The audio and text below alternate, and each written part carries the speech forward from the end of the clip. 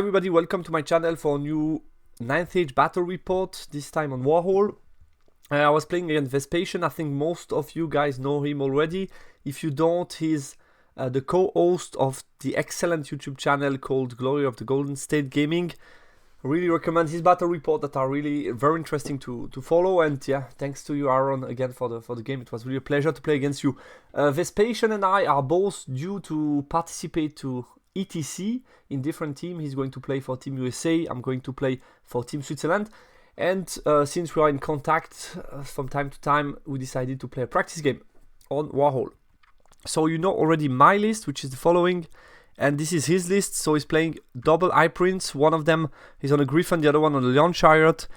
Basically, these are two fighty characters. Then he has a Master Cosmology with the Heirloom.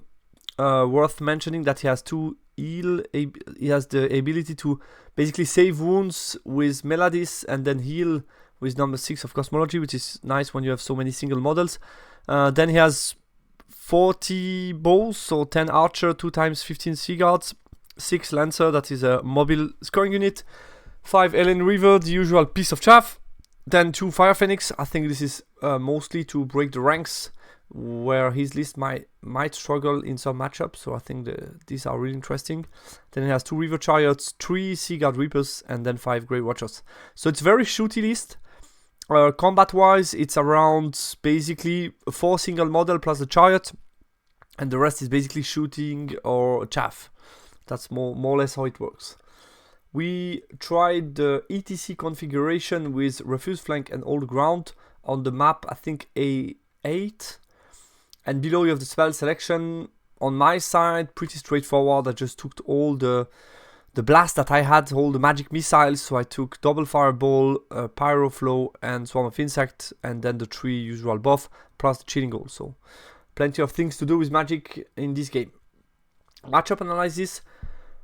I think since I have very solid scoring unit with a lot of wounds, the board control and the overall secondary should be my advantage. I have also some small scoring unit that I can easily march 12 and be in range of the center of the board. So even if I need to defend at some point, I could easily throw small darts and score the middle.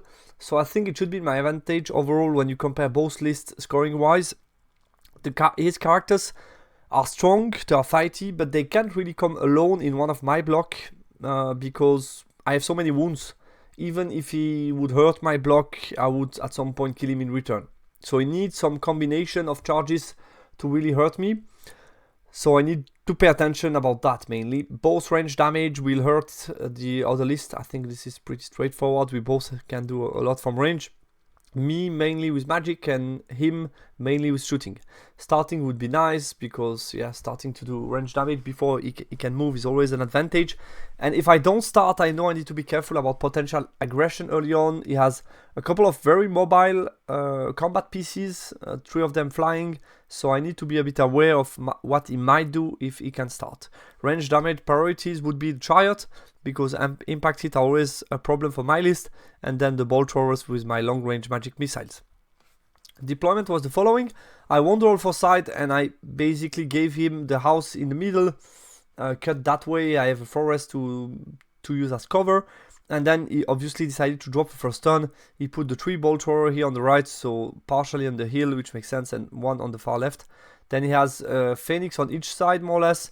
His weak flank, so this is his small triangle, plus there is the house, so this doesn't leave a lot of space here. He just put the 2 River Chariot, a Phoenix, and the 6 Lancers. Then he put the Grey Watcher in the front, the Ellen River, the General, the other High Prince, and then Sea Guard with the Mage, plus the Archer. My counter deployment, a couple of things here to mention. First of all, I try to minimize his shooting, what he might do. So I felt all 3 blocks are either out of range or in cover, at least, being hard cover or soft cover.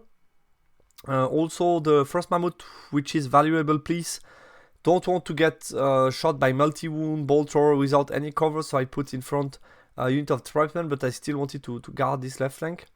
So that's the first aspect. Second aspect, if you watch from here up to the top, I felt this part of the map is definitely somewhere where I can get an advantage if I put some of my strength. So if you cut that way, you can see that I put double mercs plus the giant, which should easily win this flank and basically allow me to push and close the distance between basically the shooty merc vets and towards his griffin or the house.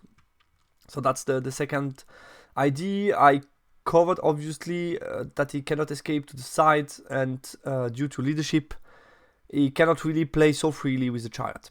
And then the third thought maybe on deployment, which is the most important, is basically the distance between the chariot, the high prince on chariot, and my first combat block, which is a bit higher than what I could have done. I could have deployed, as you can see, here's the line, so I deployed a bit deeper. You could ask yourself why. The reason is pretty simple. I expected him, if he wants to be aggressive turn 1, which is an option that he has, as I told you in the matchup preparation, he could just basically vanguard them and then do a Congo line here in front and chaff my entire line. Which is also one of the reasons why I have these guys in the middle to basically charge the piece of chaff that would be here in the middle. That's the first idea. And also one of the reasons why the giant is here on top, a bit far away from the rest, is basically it's very hard to chaff the giant, and therefore it already stops the aggression potential of the chariot, because if they push, the giant would be free to charge them. There is very little option or no option at all for him to chaff the giant. So I felt if I stop this chariot and put distance with this chariot, then there is only the 3 flyers to be aggressive against me, and this is going to be hard because I'm deep, I'm covering all the angles.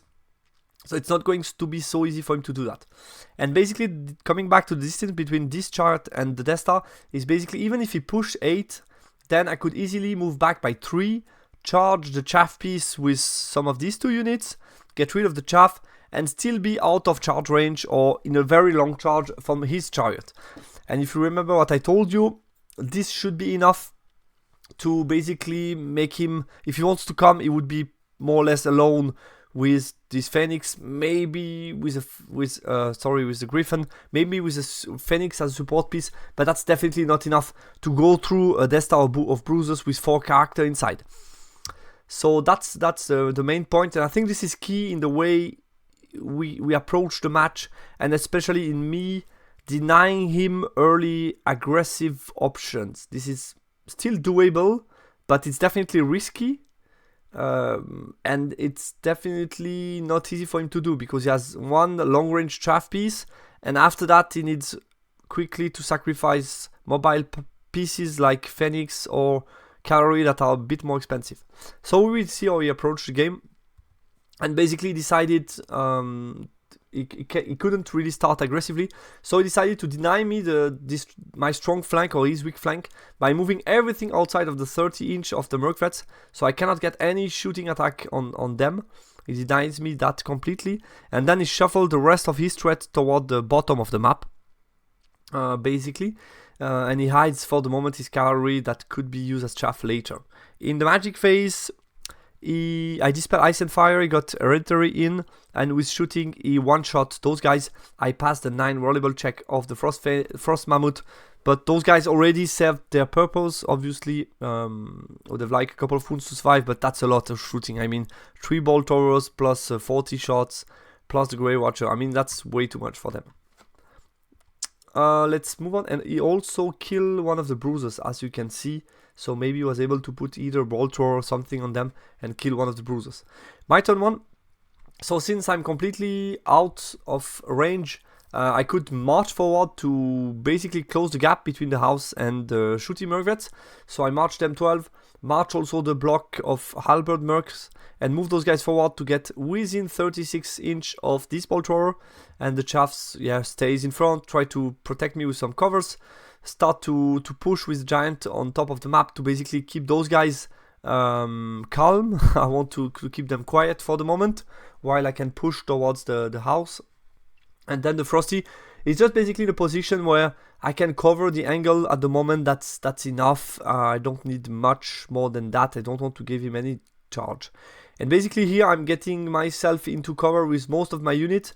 while the bruises are only giving him like 11 or 10 or 11, I think 1 on 10 on the chariot and maybe 11 on the griffin. But basically I knew with that he wouldn't take both, because it's very likely that he fail at least one, and if he goes alone, that's the end for the character that goes alone.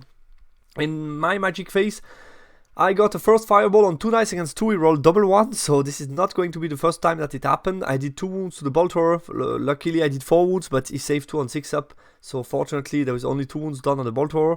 Then I rolled a second fireball with a high roll, and I did nothing this time, and I try Swarm of Insect, but I fail.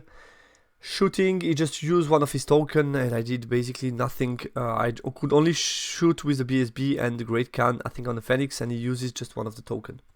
His turn 2, continues to push down with one Phoenix and slide a bit his characters towards my Death Star. So he's trying to create something where he could at some point engage in a multi-charge against the Death Star, where there is a lot of the points basically. Those guys continue to retreat completely to be still out of my shooting range. I think they're also a bit afraid of the panic check, potential panic check. He moves his second Phoenix here, so trying to create something where he could have all his mobile unit threatening me here, and where I could potentially struggle to contain a charge of 4 units, 3 of them flying, and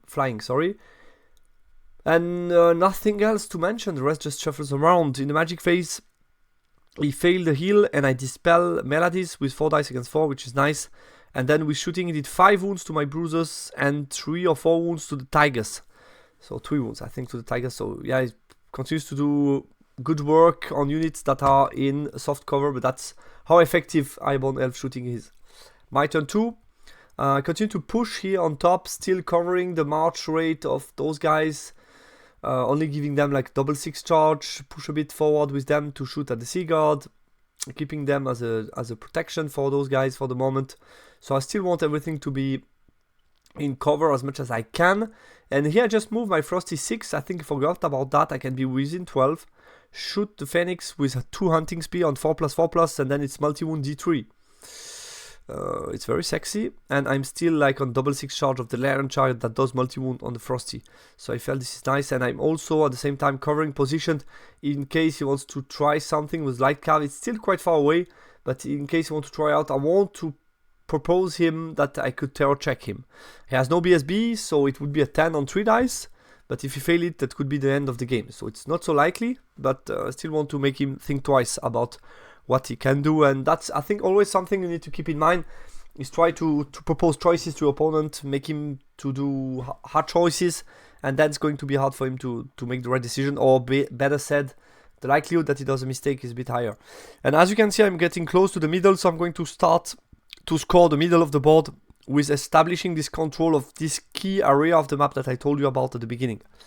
In the magic phase, I got again a fireball on 2 dice against 2. This time he rolled a 1 and a 2 on this bolter, but luckily for him I rolled only 1 wound. But then I got a second one with a high roll, and he let that go, and I killed the bolter, which is really nice. That's 1 less to that's a bit of point taken, and that's less shooting on myself. And then with 3 dice against 4, I'm lucky enough to get Swarm of Insect off. So it's not me that rolled crazy high, it's more Vespasian that rolled really low. And I managed to 3 wounds to this bolter, so this is really a perfect magic phase. Shooting, I killed 2 Sea Guards, did 1 wound to the Phoenix, and I failed to hit. I did 1 wound with the Phoenix or with the poison shooting, but I failed to do anything with the hunting spear. I rolled a 1 and a 3, so no hits, luckily for him. And obviously there is no space for him to be able to escape line of sight with flying. I didn't leave enough space for him to fit, basically. His turn 3. He moves again with the chariot, looking at me, so he don't want me to continue to push too much. So he bring back the chariot, bring back the Phoenix here on top. I thought maybe he wants to come down and try to create something, but he moves back on top behind the building, but want to be able to charge stuff in the middle.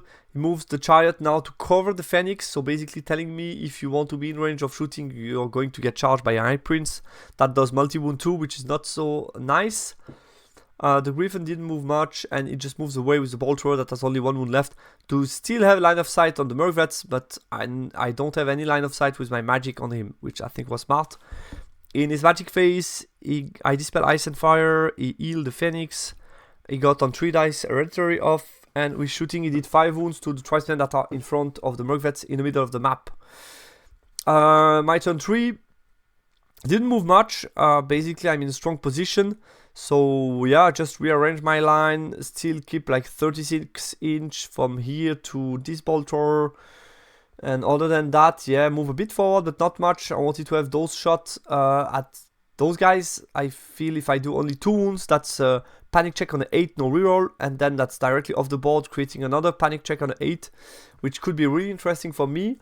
So that's what I wanted to do, and I'm still covering the position of the chariot with the giant. Don't want to take here any unnecessary risk. Same for the frosty that moves slightly back to still cover here in front in the magic phase, and he's still a bit at the moment still too far to activate and chaff me properly, which it's still an issue. So he needs another turn to prepare and then be able to chaff. In the magic phase, this time with 2 dice he's able to stop my fireball, dispel the other one. I failed Swarm of Insects, so this time the magic phase is kind of poor. Shooting, I did 3 wounds to the chariot with the merc-vet, which is enough to force panic check. He failed the panic, fled off the board, but passes the second one on 8 on those guys. So at least I don't have to worry anymore about the chariot, and I took some more points. And I did 1 wound to the Phoenix, but he uses one of his token with Melodies. His turn 4, I prepare the chaff and prepare the threats here. Obviously this one is just a copy of mine, but basically you can see his intention. He wants next round to chaff and push hard. So I know that I have 1 more turn to basically try to get rid of those guys, and if I don't, I need to be prepared to chaff or do stuff. Move those guys back. The rest didn't move much. In magic phase, I dispel Ice and Fire, I dispel +1 to hit, and a miscast but got Melodies off and suffer only 1 wound on the Sea Guards. Shooting, he did like 1-2 wounds on the shooty merc-vets and then only 2 wounds on the tribesmen. So as you can see, now that he has less ball thrower in activity, it's not doing so much anymore basically, which is nice. I also reduced the numbers a bit of the Sea Guard, which is also a fact of that. My turn, I start to move back because now I'm going to get my 3rd point of the middle, which is 3-0. He has only 2 turns left, so I know already I won the secondary. So I start to retreat, I move 3 back, and basically, again, the distance here is pretty big, so even if he can chaff me, it's going to be hard to chaff those guys at the same time, and those guys as well. So I kept some good line of sight to basically tell him, even if you can chaff me and a couple of guys survive, I'm going to try to reduce them to avoid you being able to make any kind of conga line. And then if you have only 1 or 2 left, then it's very likely that one of my merc-vets block would be able to charge you, depending how you move. Obviously he's flying, so he could move like somewhere here on below the map, and that could be hard for me to reach. So he has still a lot of options. And still, since this guy survived, yeah, it was like a miracle. I march him behind the building, just thinking maybe later on I can chaff and push and do something about it. So I just put him in safety also. And yeah, the Frosty didn't move much. In the magic phase, I got Fireball, again 2 dice against 2. I did 3 wounds to the cavalry here. And then I got a Fireball, and he decided to let that go because I still had 2d6 strength 4 and Swarm of Insects, so he let that go. I killed the cavalry, so I don't have to worry anymore about chaff, which is now very hard for him to push because chaffing with the Phoenix, yeah, it's still a bit far away and it's a waste of a lot of points. So yeah, it's really hard now that he hasn't this chaff piece anymore. Shooting, I kill like 4 Sea Guards, and that's it. His turn 5. He moved the Phoenix over, trying to get rid of him, but only managed to do 2 hits and didn't wound me on 4+. Move forward with the cavalry to prepare a counter charge, so he's offering me a flank charge, which surprised me a bit.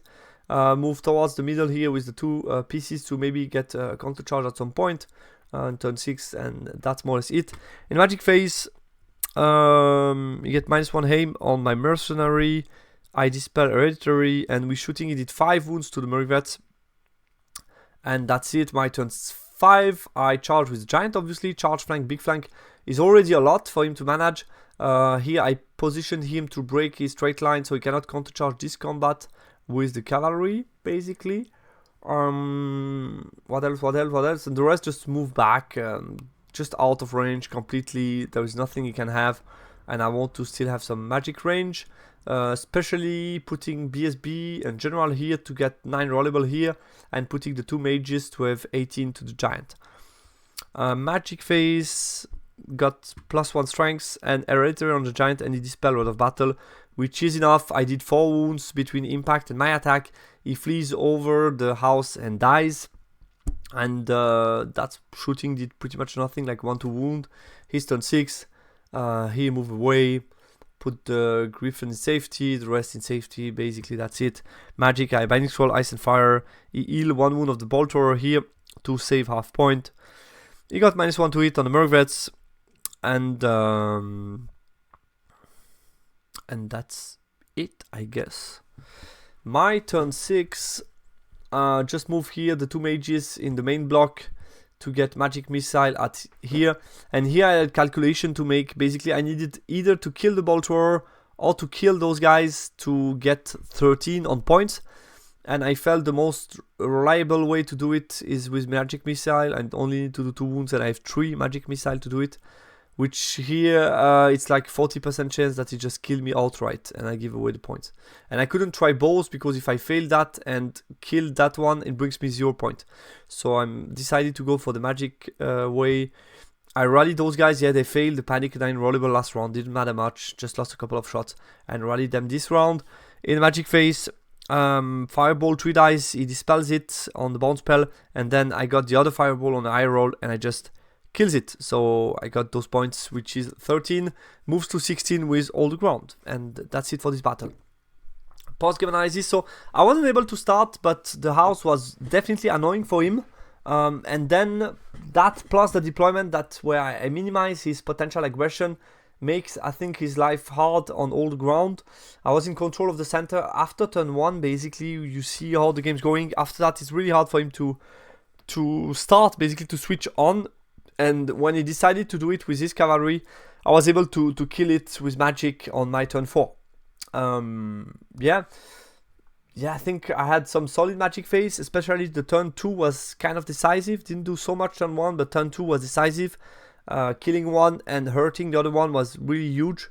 Then his turn 4, I tried to activate the chariot, but as you saw, non-rollable leadership 8, close to a board edge, is swingy. And yeah, like I said, the turn 4, when I kill the cav, then it's just too hard for him. He cannot anymore try to be aggressive in this game, but it wasn't so easy for him. I think pretty happy the way I approached the game, and then the way I just constantly observed where he was, what were the distance, where he could move with the chaff, where he could move with his chariot, how it was looking like if he pushed, and so on. Trying to not fall asleep, but still keep in mind what he might do, basically. Guys, that's it for this battle report. I hope you liked it. It was an interesting game to play. Thanks out Aaron for the game, and talk to you soon. Bye bye.